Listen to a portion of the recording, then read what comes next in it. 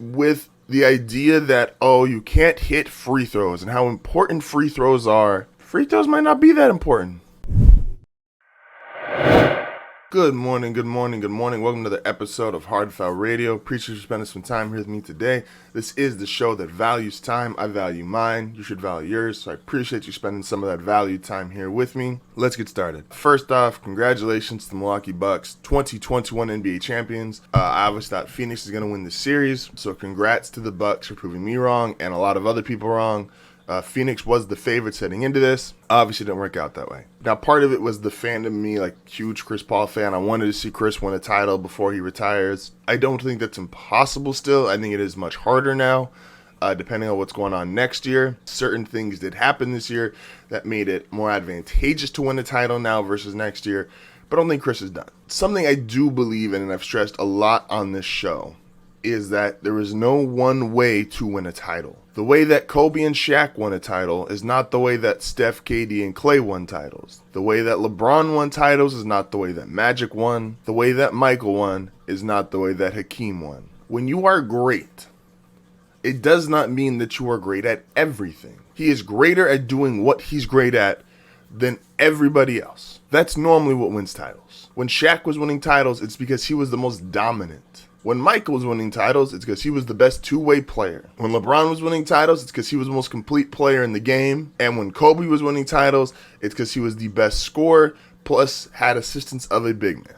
Giannis, you could say whatever you want. Tony and I were talking about this yesterday. You could say whatever you want about Giannis. You could say he's not skilled. You could say he's that can't shoot. You could say he can't do this. You could say whatever you want to say about him. But it doesn't matter if he's not skilled. Doesn't matter if you say he can't shoot. He got over 37 points per game the entire NBA Finals. Shaq couldn't shoot, and Shaq was the most dominant Finals MVP we think we've ever seen. Michael wasn't a great three-point shooter. He went 6-0 in the Finals. LeBron wasn't a great shooter when he won his first two titles. Steph's not a great defender.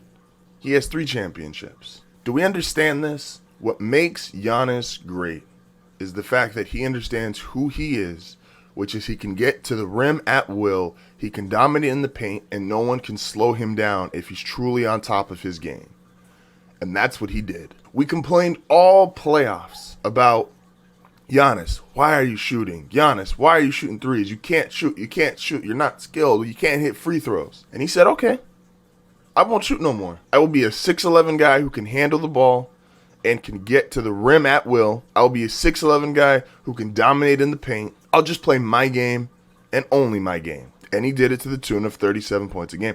And with the free throws, like a lot of great players, with the idea that, oh, you can't hit free throws and how important free throws are, free throws might not be that important. Free throws, especially when you are a big guy, a dominant big, who can do things that other people just can't do. Free throws don't matter that much. Shaq won being a terrible free throw shooter. Tim Duncan won being a terrible free throw shooter.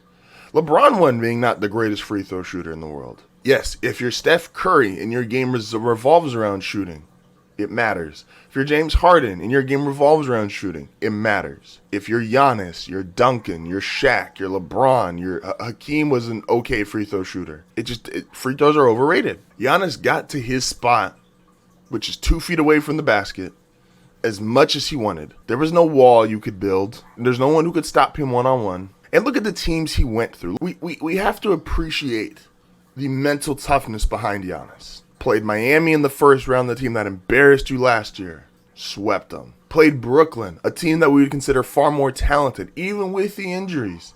In game 2, losing by 39 points, you could have packed it up. Down 0-2, losing by 39 points. Then you get to the conference finals.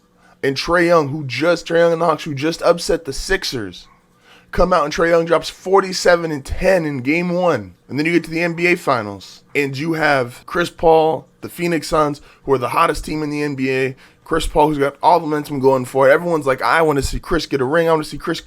And you're down 0-2 to them. And this is coming off you hyperextending your knee in the Eastern Conference Finals. And you went 4 straight after going down 0-2. That's the mentality we love to see. That's the mentality we support. Giannis, Chris Middleton, Drew Holiday, even some respect to Coach Bud, even though I've been very critical of him. 2021 NBA champions, and they absolutely deserve it. And we're going to close out this opener with Giannis over Joel Embiid. Shout out to Tony and Will.